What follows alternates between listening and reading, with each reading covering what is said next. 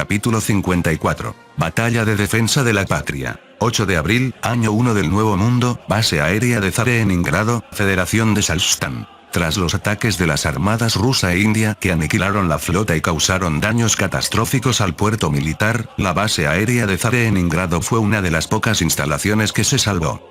Sin embargo, aunque las instalaciones estaban intactas, los aviones que le pertenecían estaban en el fondo del mar junto con los portaaviones, por lo que las fuerzas aéreas del ejército habían sido reubicadas para la defensa aérea. Originalmente, era una base que albergaba los aviones embarcados de múltiples portaaviones de línea. En contraste con su tamaño, solo 45 aviones de las fuerzas aéreas del ejército se habían trasladado. 30 cazas monoplaza, monomotores, refrigerados por aire, y 15 cazas biplaza, bimotores, refrigerados por aire. Como resultado, la base estaba muy desolada. Si el enemigo viene con este número, ¿qué se supone que debemos hacer? No hay remedio. Originalmente, no teníamos muchas reservas. Con la defensa de la capital también pendiente, esto es lo máximo que se puede hacer de repente. El tripulante, que observaba el cielo desde una silla de playa en la desierta plataforma, habló con resignación. Pero, ¿quién es el enemigo que pudo hacerle eso al puerto militar de Zareningrado? ¿Quién sabe? No deben ser los de Oriasen ni Asgard, ¿verdad? Ni siquiera sabemos qué tipo de aviones tiene el enemigo. ¿Qué se supone que hagamos? Al igual que los ejércitos de tierra y mar de un imperio del pasado, las fuerzas armadas de tierra y mar de este país tenían malas relaciones. Por lo tanto, no había ninguna intención de vengar al ejército de mar, y de hecho, algunos hasta pensaban se lo merecen. La cúpula del ejército consideró que esta reubicación era una buena excusa para recuperar la misión de defensa aérea del puerto militar, que estaba distorsionada por la división de tareas. La defensa de la patria es tarea del ejército, pero la defensa del puerto militar es tarea de la armada. En ese momento, sonó una sirena, y un mecánico en una motocicleta con sidecar se acercó con un megáfono, gritando en voz alta: «Todos los tripulantes, reúnanse en el hangar». ¿Será un ataque enemigo por fin? ¿Quién sabe? Tal vez sea otro de los discursos edificantes del capitán. Los dos se levantaron y se dirigieron al hangar, resignados. Todos los tripulantes ya estaban reunidos. Sin embargo, los mecánicos, que normalmente se reunían con ellos para los edificantes discursos del capitán, corrían ocupados alrededor de los cazas alineados en el exterior. Oye, esto es, SHH, ahí viene el capitán. Claramente, se trataba de una sesión informativa previa a la misión. Hace un momento, un buque piquete de la Armada que estaba en alerta a 500 kilómetros de la costa, detectó una gran formación de aviones pesados de nacionalidad desconocida que se dirigen hacia aquí. Por la situación, se presume que es una formación de bombarderos del mismo país que atacó el puerto militar el otro día. Las palabras provocaron un murmullo entre los tripulantes. Silencio. A juzgar por la velocidad del enemigo, se espera que lleguen sobre el puerto militar en aproximadamente 1 hora y media. Además de nosotros, 4 escuadrones de cazas pesados y un escuadrón de cazas ligeros van a despegar. Según la información de detección del enemigo, se cree que no tienen cazas de escolta, pero no bajen la guardia. Muéstrenles a esos estúpidos de la Armada cómo se hace la defensa aérea. Entendido. Al mismo tiempo que respondían, todos corrieron hacia sus aviones. Una cosa fácil, solo bombarderos pesados como oponentes. No hay victorias que ceder a esos lentos cazas pesados. Nos las comeremos todas. No te confíes y termines derribado por las torretas defensivas. Los 2 hombres de antes también se dirigieron a sus aviones, bromeando. Los cazas ligeros monoplaza estaban armados con 2 cañones de 15 milímetros y 2 ametralladoras de 8 milímetros. Por otro lado, los cazas pesados biplaza bimotores estaban fuertemente armados con 2 cañones de 20 milímetros, 4 cañones de 15 milímetros y un cañón de 15 milímetros en la torreta trasera giratoria, pero, por supuesto, eran pesados y lentos, por lo que no podían participar en un combate aéreo cerrado. Entonces, nos vemos arriba. Claro, se chocaron las manos y se dirigieron a sus respectivos aviones. Se metieron en la estrecha cabina, se pusieron el paracaídas. Realizaron la lista de verificación y los procedimientos operativos antes de arrancar el motor, uno por uno. Paso de la hélice, concentración de combustible, interruptor de encendido, co-flaps, verificación del nivel de aceite del medidor de combustible, cambio de grifo de combustible, ajuste de la presión de combustible, operación de la palanca del acelerador. A girar. Mawase. Sacó el brazo por la cabina abierta y gritó mientras hacía un movimiento circular con la mano. Entonces, el mecánico de la aeronave se metió bajo el fuselaje, insertó la manivela de inercia y comenzó a girarla.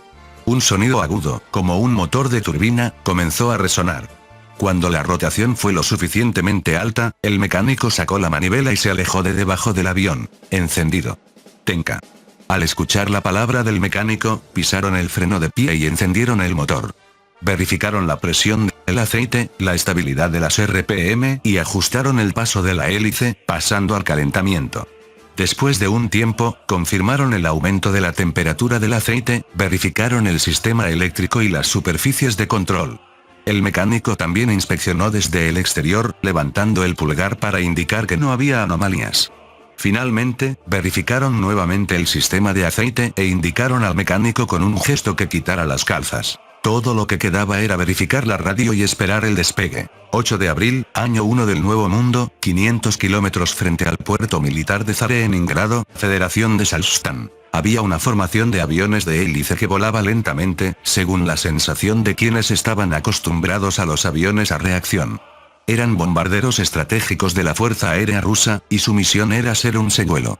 Aunque no eran furtivos, evitar los rudimentarios radares enemigos que simplemente emitían ondas de radio era fácil usando contramedidas electrónicas, pero esperaban obtener información al no hacerlo.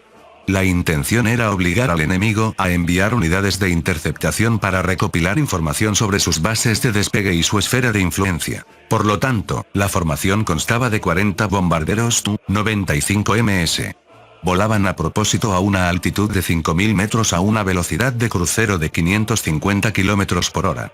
Por separado, 2 aviones de alerta temprana y control aerotransportado A-50 volaban a distancia para monitorear la situación de la intercepción enemiga.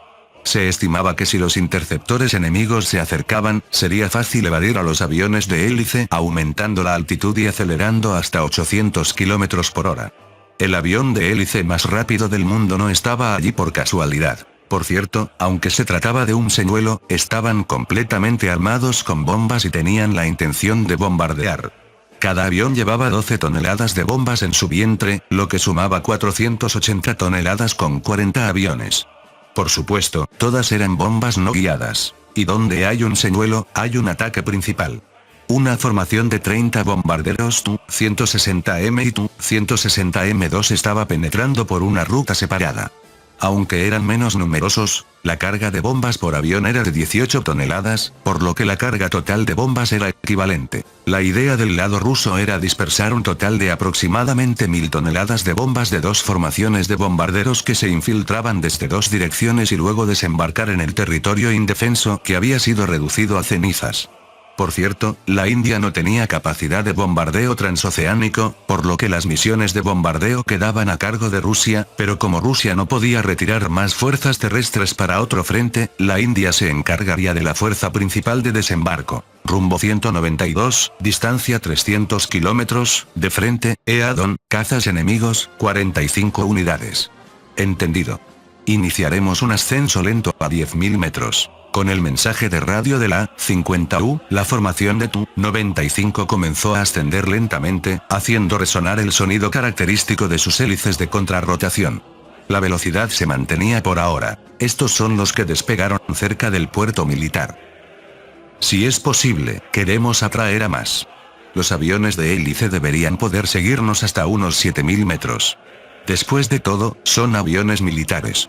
Si un avión de hélice puede alcanzar 600 km por hora a 7000 metros, lo consideraré una hazaña. En cuanto a la velocidad máxima de los aviones de hélice, el Shidenkai tipo 21 del antiguo imperio japonés alcanzó 644 km por hora a 6000 metros, y el P-51D del ejército de Estados Unidos alcanzó 703 km por hora a 7600 metros.